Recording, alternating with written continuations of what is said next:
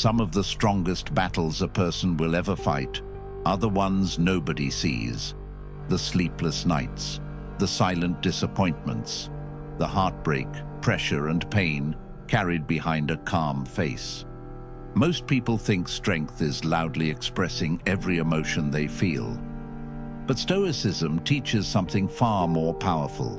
True strength is maintaining control when life gives you every reason to lose it. Stoics don't hide their pain because they don't feel it. They hide it because they refuse to let suffering become their master. They understand that not every wound needs an audience, and not every struggle needs to be announced. Because when a person learns to carry pain without letting it break their character, they develop a level of resilience that the world can neither understand nor easily destroy.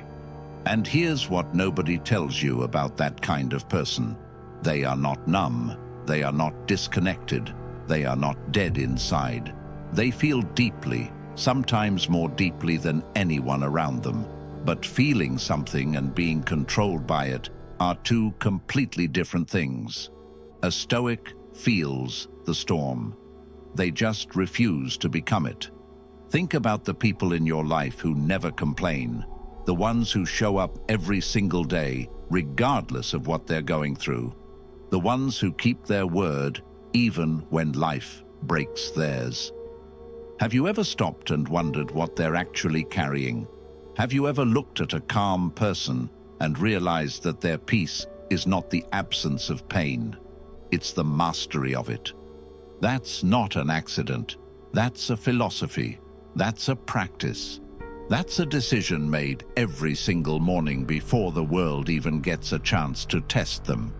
Seneca wrote something that should stop you in your tracks. He said, "It is not that I am brave. It is that I know which things are truly worth my suffering." That one line contains more wisdom than most people find in a lifetime. Because the Stoics weren't fearless, they weren't emotionless, they were selective.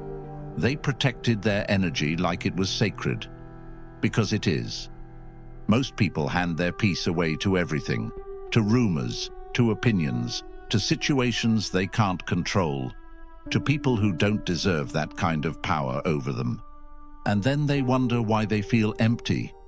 They wonder why they feel exhausted before the day even starts. The Stoics understood something about human psychology that modern life has made people forget.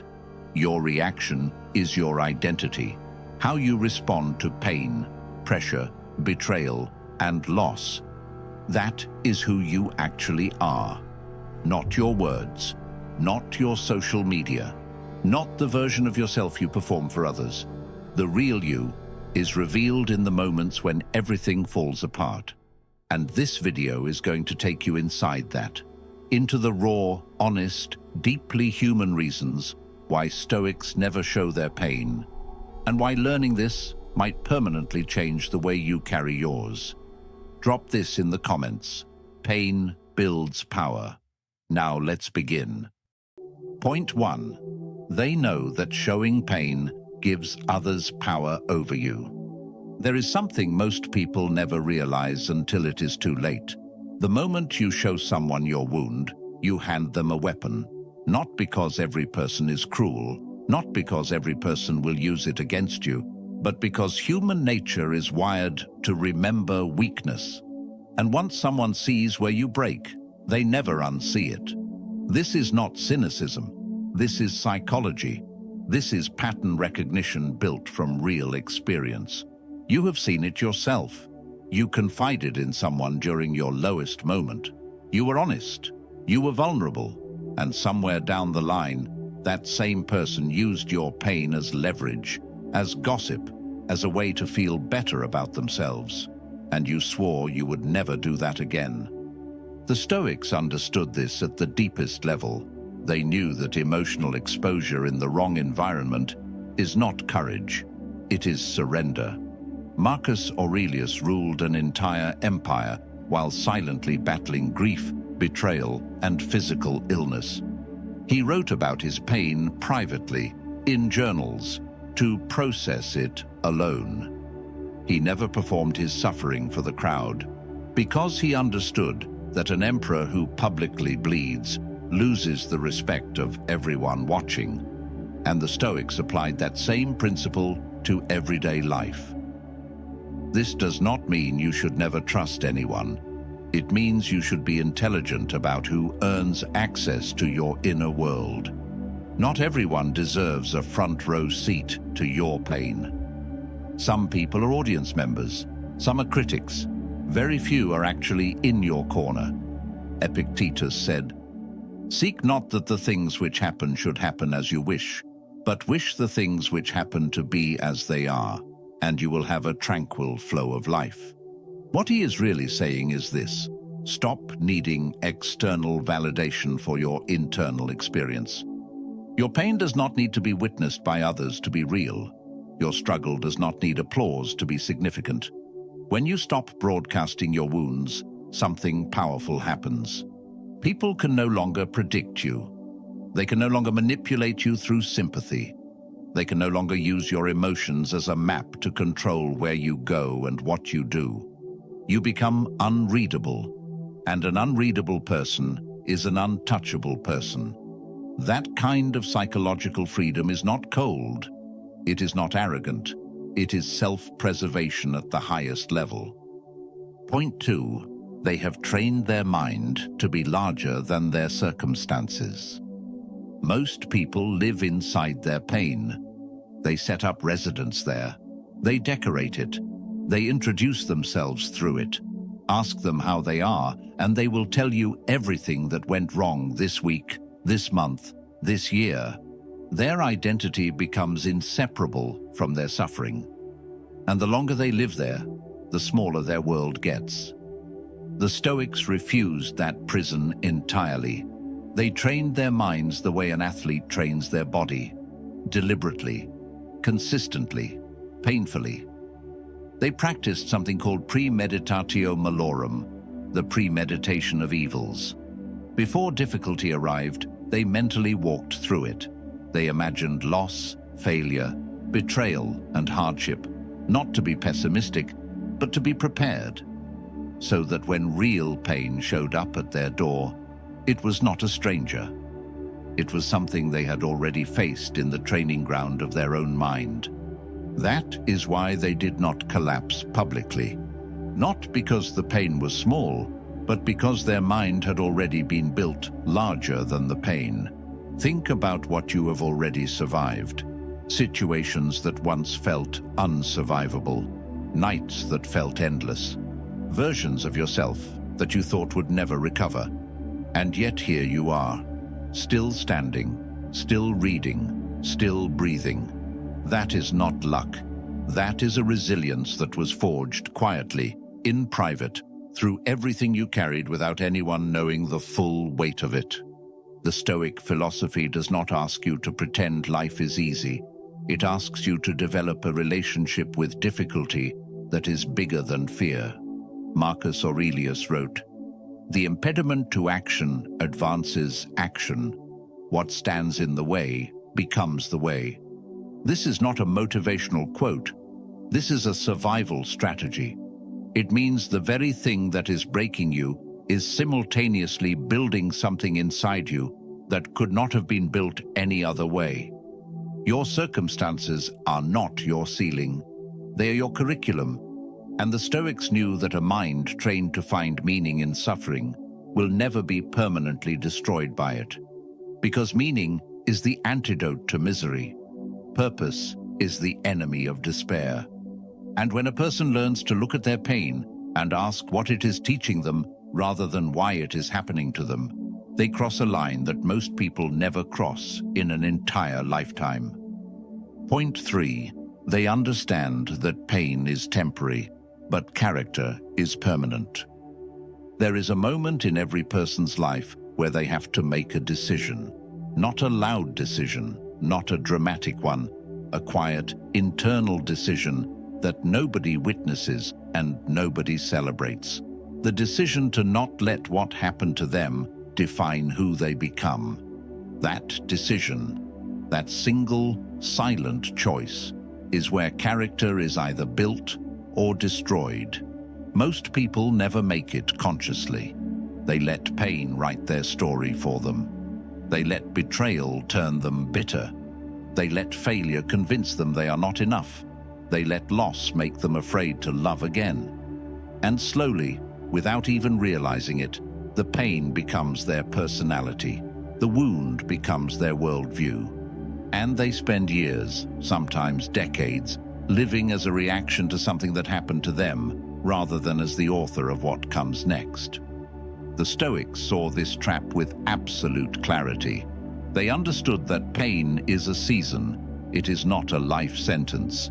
Winter does not apologize for being cold, but it also does not last forever. And the person who learns to move through difficulty without losing their integrity, their discipline, their values, that person emerges with something that no circumstance can ever take away. They emerge with character, real character, the kind that was tested under fire and did not flinch. Seneca wrote, "He who is brave is free." And the freedom he was speaking about was not physical, it was psychological. It was the freedom that comes from knowing you have already faced your worst and survived it with your dignity intact. That kind of freedom lives inside a person permanently. It cannot be negotiated away by hardship. It cannot be stolen by other people. It is yours completely. Think about every difficult season you have walked through, every version of pain that you were certain you would not survive. And think about who you were on the other side of it. Not the same person, never the same person, but someone deeper, someone quieter, someone who carries a knowing in their eyes that only comes from having lived through something real. That is what the Stoics were protecting. Not their reputation, not their image, their character, because they knew that long after the pain fades, the person it shaped remains, and they were obsessively intentional about who that person would be. Point 4. They never waste their suffering. They convert it. There is a difference between a person who suffers and a person who suffers with purpose. Most people go through pain and come out the other side with nothing but the memory of how much it hurt. They carry the wound, but leave the wisdom behind. They survived the fire, but never picked up what the fire refined. The Stoics did the opposite. Every loss, every betrayal, every failure, every sleepless night spent staring at the ceiling, wondering how life arrived at this particular moment of devastation.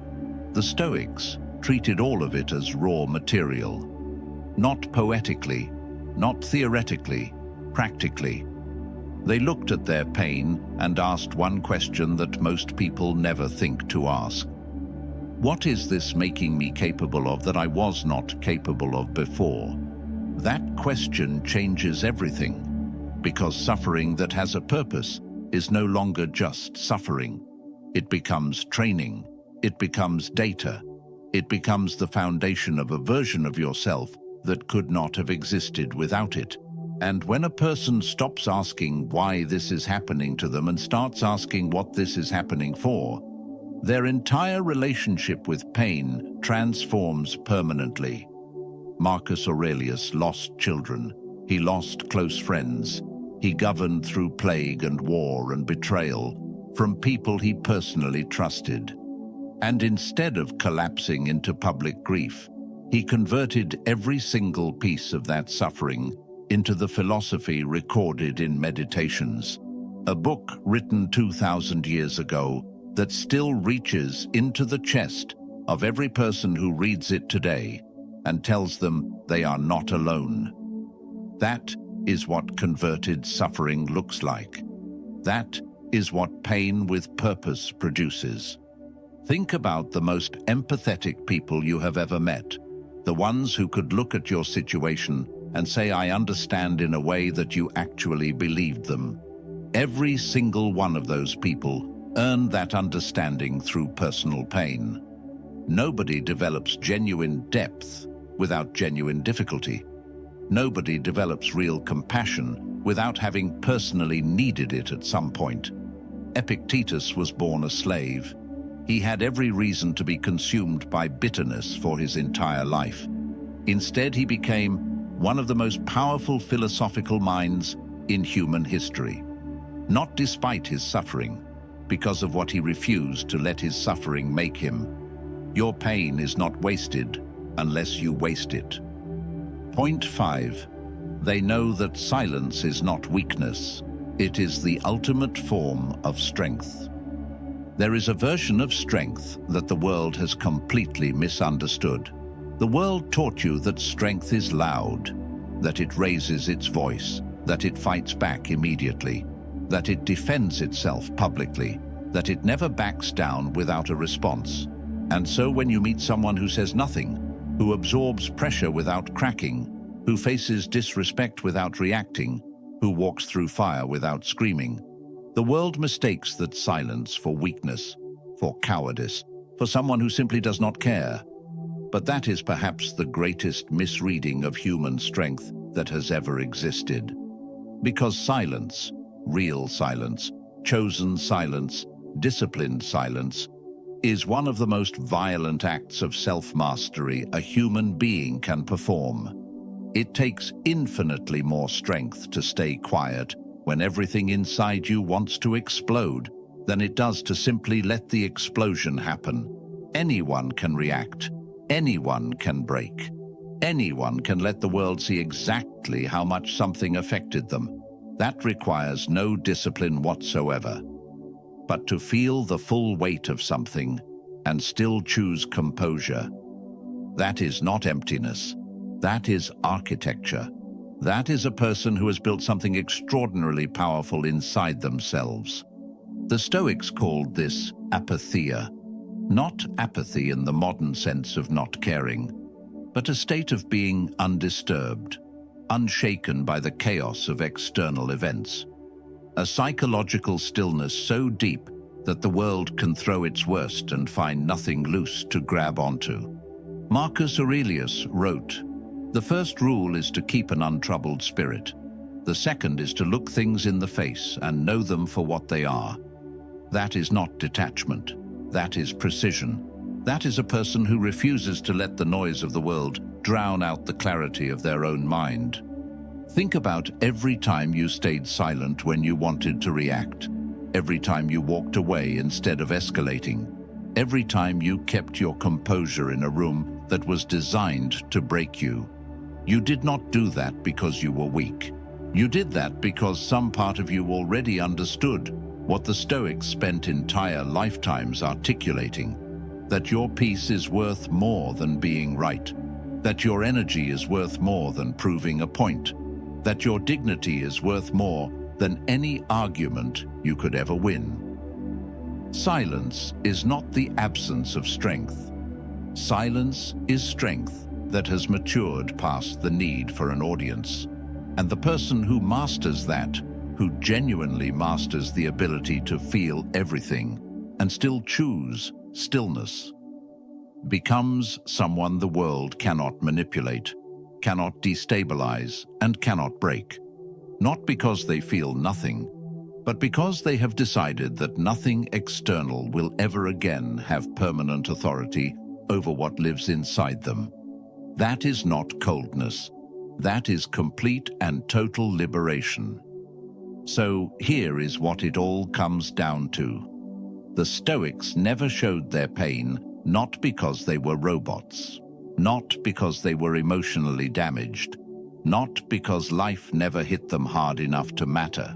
They never showed their pain because they understood something about human existence that most people spend their entire lives never grasping. That you are not your suffering. You are what you do with it. Every person watching this right now has carried something heavy that the world never saw, has smiled through something that deserved tears, has kept moving through something that deserved stillness, has been strong for others during seasons when they desperately needed someone to be strong for them. That is not nothing. That is everything. That is the very essence of what Stoicism is trying to tell you about yourself. You are more durable than your worst day. You are more capable than your deepest fear. You are more valuable than the version of yourself that pain tried to convince you was permanent. Seneca said it with a simplicity that cuts through everything. Difficulties strengthen the mind, as labor does the body.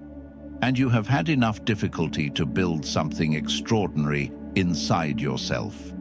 The question is whether you will recognize it, whether you will stop waiting for the world to validate what you have already survived and start living from the strength that survival gave you. Stop performing your pain. Start converting it. Stop waiting to be understood. Start understanding yourself. The Stoics never showed their pain because they were too busy transforming it into something the world had never seen before. Now it is your turn. Drop this in the comments. I am unbreakable.